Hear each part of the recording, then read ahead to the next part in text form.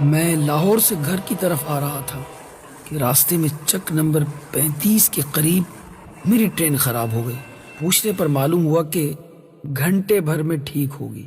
میں نیچے اتر کر ٹہل رہا تھا کہ ایک بوڑھا آدمی دوڑتا ہوا آیا اور کہنے لگا، آصف آصف بیٹا، اور مجھ سے لپٹ گیا۔ تو آ گیا نا؟ بالے جا پورے پنڈ کو بتا دے تیرا پتر آ گیا ہے، میرا ویر آ گیا ہے۔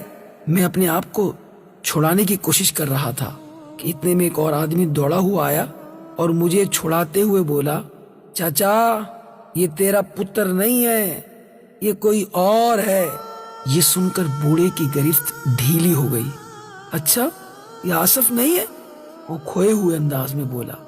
معاف کرنا بابوجی، بیچارہ حالات کا ستایا ہوا ہے۔ اس شخص نے ہاتھ جوڑتے ہوئے کہا، اس کا نام خیردین ہے، اس کا ایک ہی بیٹا ہے جس کا نام آصف ہے، وہ شہر میں رہتا ہے۔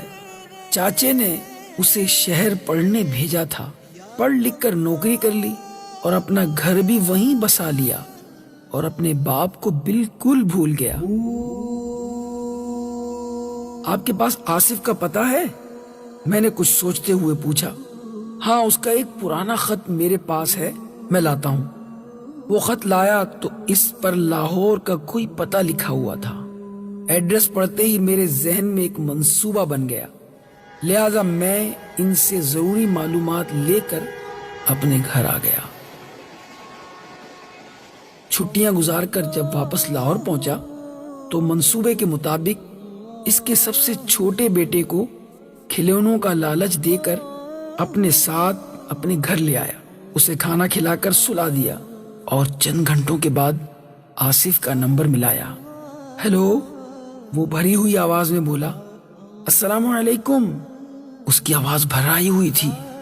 میں نے جواباً کہا، گھبراؤ نہیں، تمہارا بیٹا راستہ بھول کر ادھر آ گیا تھا، میرا پتہ لکھ لو اور آ کر اپنے بیٹے کو لے جاؤ۔ تھوڑی دیر میں آصف پہنچا تو میں نے اس سے کہا، ایک 6 سال کے بچے کے لیے اتنی تڑپ، اور جس نے تمہیں 25 سال تک پالا ہو اسے تم چھوڑ کر چلے گئے؟ میں کچھ سمجھا نہیں، تم کس کی بات کر رہے ہو؟ اس نے پریشانی سے مجھ سے پوچھا۔ میں چک نمبر 35 کے خیردین کی بات کر رہا ہوں۔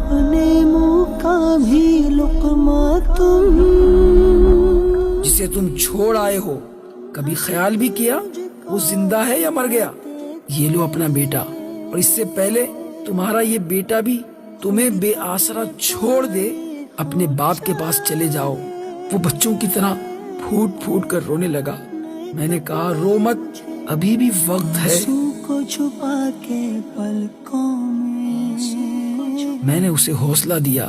اگلے دن میں اور آصف وہاں پہنچے تو ہم نے دیکھا کہ آصف کا والد یعنی وہی چاچا بینچ پر سر جھکائے گویا اپنے بیٹے کا انتظار کر رہا ہے۔ میں نے آہستہ سے پکارا، ابا جی، ابا جی۔ چاچا نے سر اٹھا کر دیکھا، وہ فوراً کھڑا ہو گیا اور جب آصف کی طرف نگاہ پڑی، فرط محبت سے اپنے بیٹے کو گلے لگا لیا اور رونے لگا۔ تو میں نے کہا، چاچا جا پورے پنڈ کو بتا دے تیرا پتر آ گیا ہے، میرا ویر آ گیا ہے، میرا آصف مجھے مل گیا ہے۔